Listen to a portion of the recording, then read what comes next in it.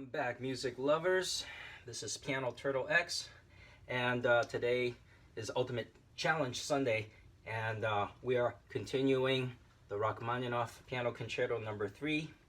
Today I'm going to talk about Section 7 and Section 8.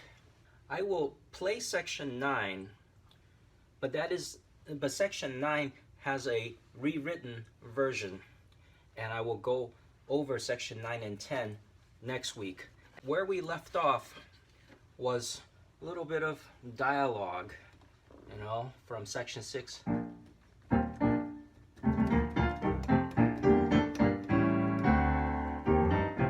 And back and forth until it slows down a little bit. And then the piece gets really intimate. For example, No More Orchestra, piano solo for the opening. Because it's piano, it's already in three voices. We have the melody and the bass line.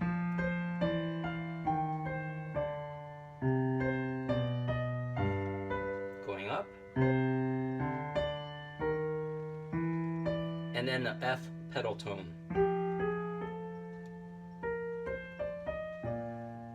The inner voice. Okay, so the whole thing.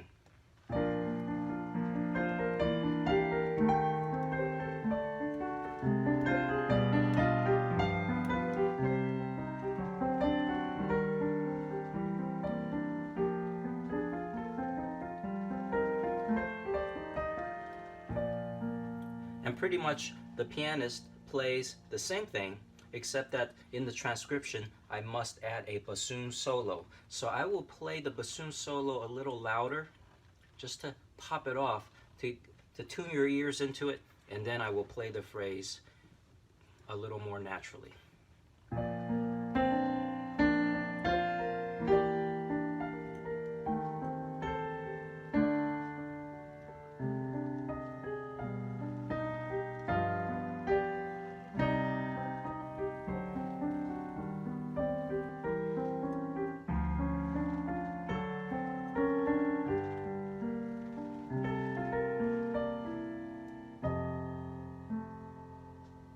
He always goes to the fifth, B flat major to the fifth.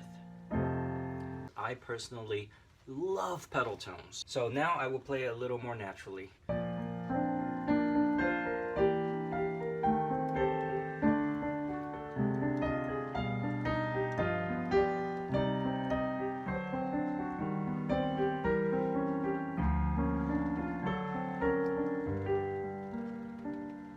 And in George Bolet's Masterclass, he brought to the attention to the pianist that the bass line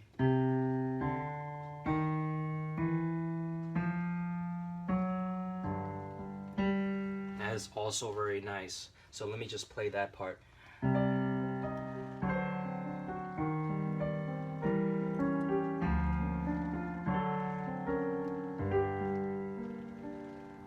Okay? Yeah, it's very simple transcription-wise because I'm actually adding just a bassoon solo.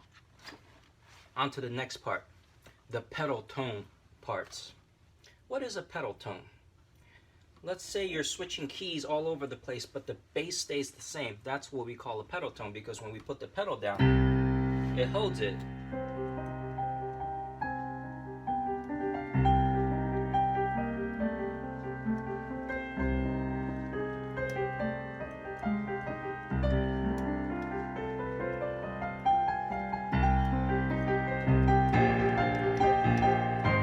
That's a little improvisation demonstrating pedal tone. Now let's see how Rachmaninoff does it. Okay? So I will pop out the pedal tone plus the piano line out first, because we also have a horn solo coming up, and then a violin solo, and then oboe and clarinet joining together to finish this section off. All right? So first, the piano.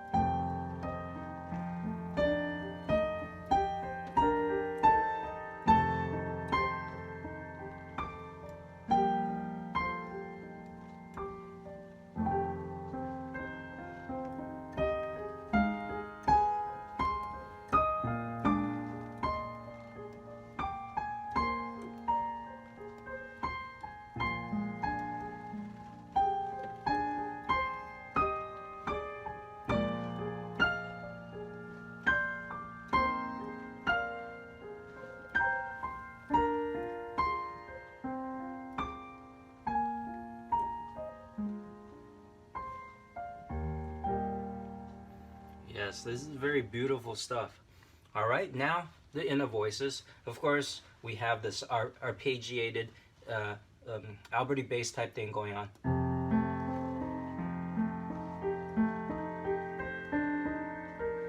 I'm not going to continue doing that throughout the whole thing, but I do want to start bringing out the solos coming out. Okay.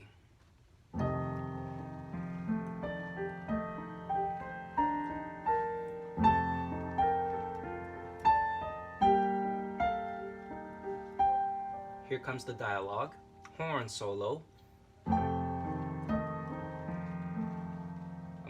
Inner voices are a little more challenging to bring out, so but it's necessary.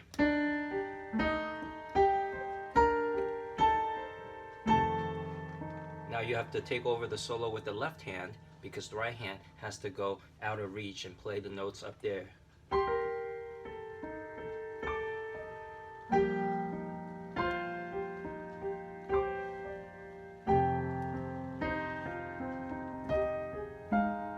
Violin comes in and joins. Okay, it's actually the violins that have the going up.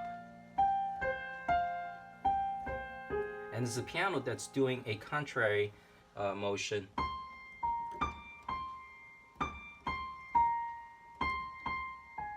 So they walk together, parallel, contrary, and then parallel. So here's the line.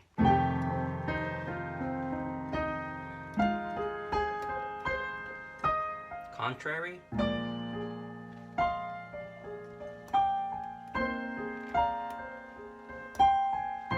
Together, parallel,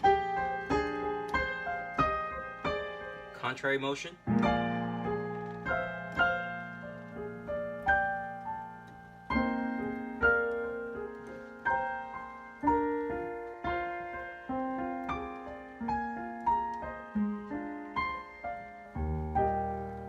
okay? Now I will play it a little more naturally. So, musically speaking, after the village chit-chats, we zoom in on two people talking and sharing life with each other. They're, for the most part, on the same page, but once in a while, they diverge and share their own opinion, okay? Now, this could be two friends eating a meal, just the two, or it can be a date. You know, it's subjective. Whatever you want to dream up, that's fine. My recommendation is just allow your imagination to go free.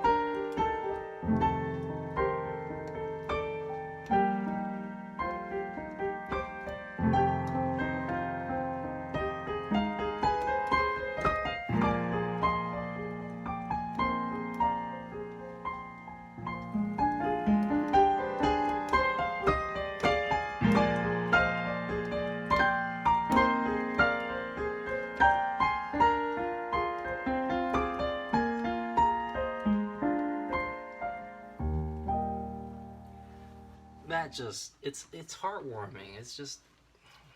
It's like the steak I ate last night. It's so melt in your mouth deliciousness. All right, moving on. Now there are similar situations between each concerto, and during the lyrical theme, a slower theme with less fingery action, right? Melodies slow can be dramatized. For example, if I play second movements,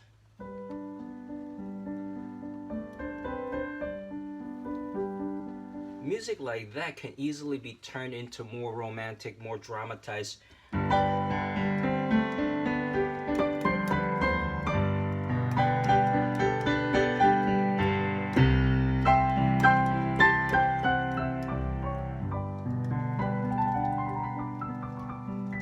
Right? So Mozart. But you're not going to do it with the first movement because it's faster. Not much. It's already got enough action. So here he brings it up, and a swelling of emotions, and climactically reaches to the top chords and inner voices. And now section 8, it gets a little challenging for the pianist. All of a sudden it's a lot more voices, but mostly covered by the piano actually, because we can do chords.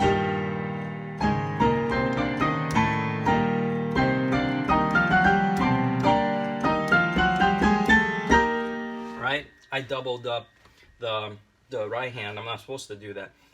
So we have an inner voice.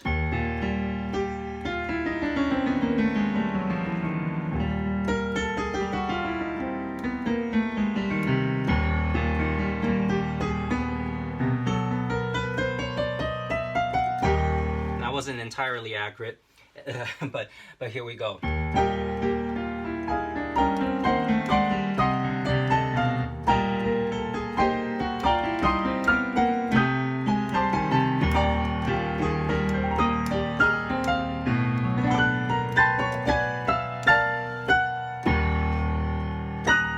I have 3 versions of the next line, just this one line. This is the latest version. Let me show you a version without the inner voices.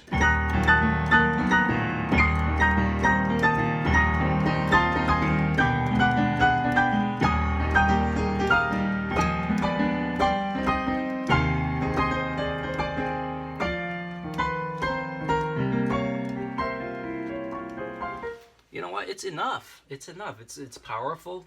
But there's this line. I just can't omit that.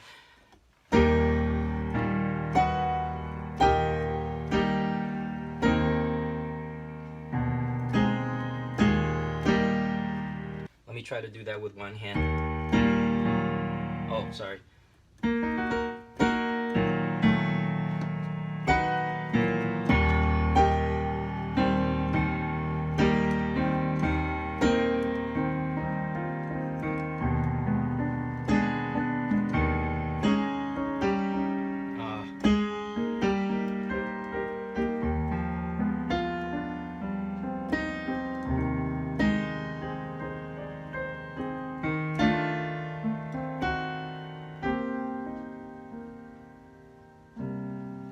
You see, that is such a cool line. And what I had to do was put the bass line 1 beat ahead and pedal through. So it's not exactly on the downbeat, but I gain all this, you know. So here we go.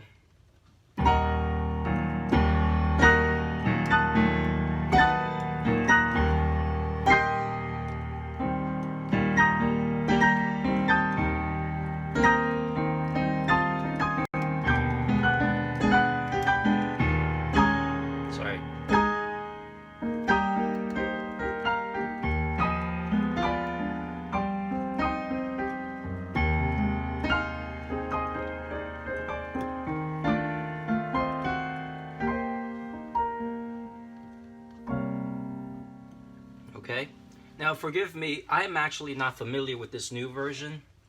This was revised June 23rd of this year, so actually just recently, right? The original, the simpler version was 2016, and then in 2020 I just get these ideas. All these years I don't get ideas. Well, I've been performing other concertos.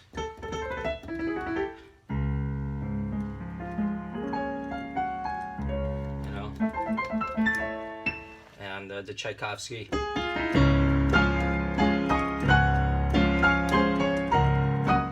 Mendelssohn. Those are, I've been busy with that. That explains why it's such a gap. And now this concerto was supposed to be this year, but concerts are canceled. And now, because of YouTube, I'm just taking my time learning section by section, and I just start seeing new stuff. So, all right, let me try to play the entire section 8 for you, and then the easier version of section 9, because I need more coins for section 9 because it's a fast part. Okay? All right, wish me luck.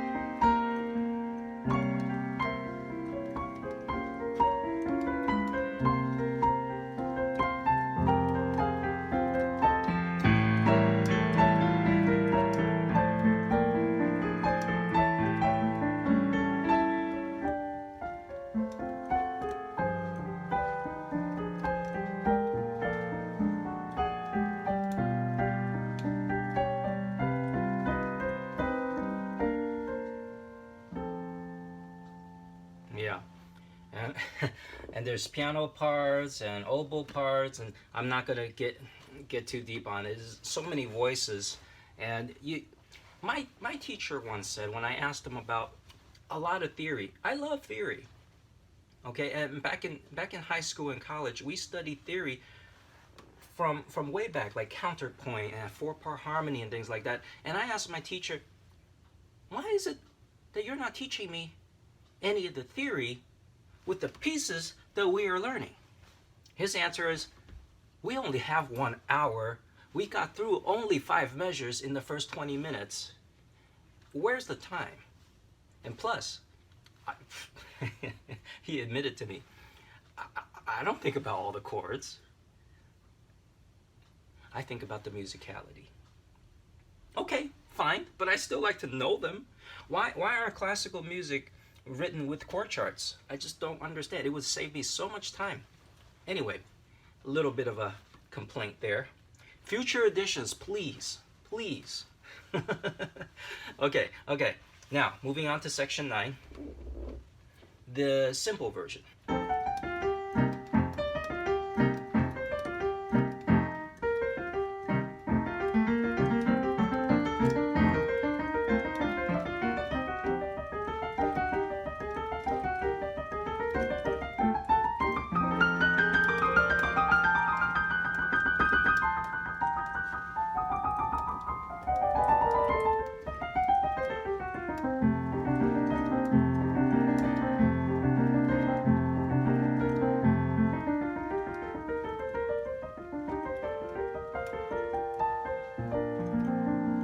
Okay, and then that goes into section 10.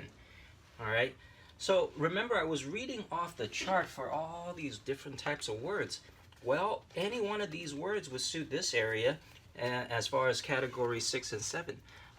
Bright, cheerful, happy, joy, merry. That is very merry. It's like let's say the couple. Okay, the couple, they have this wonderful emotional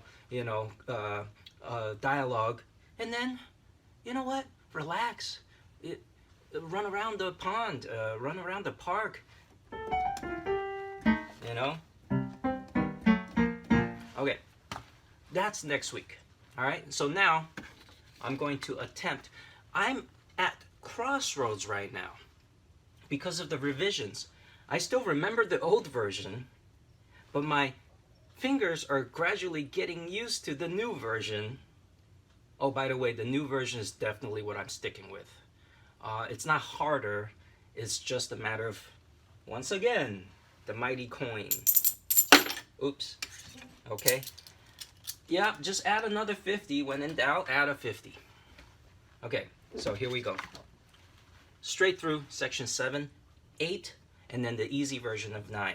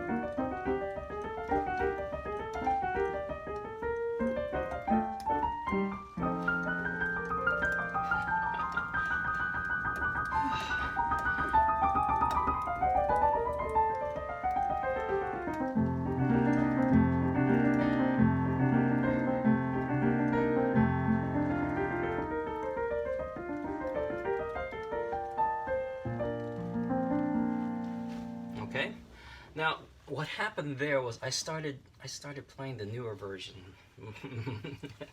And it's tripping me up, and because of my lack of flow, it's actually tripping the entire thing up. But it's Sunday, and I got a video to finish. Let that be that. Now, end of the month demonstration of the entire second part, sections 5 through 10. It really, 5, 6, 7, 8, 9, 10, it should really be a month and a half, but I'm doing 2 sections a week. Hopefully, by tuning your ears into all these different voices, it would have caused you to listen to it, the orchestra and piano version, with a brand new, ear and insight and imagination. That's my hope. Hope you enjoyed it, and I'll see you next time. Make sure you subscribe to hear the next episode, which is the conclusion to the entire exposition.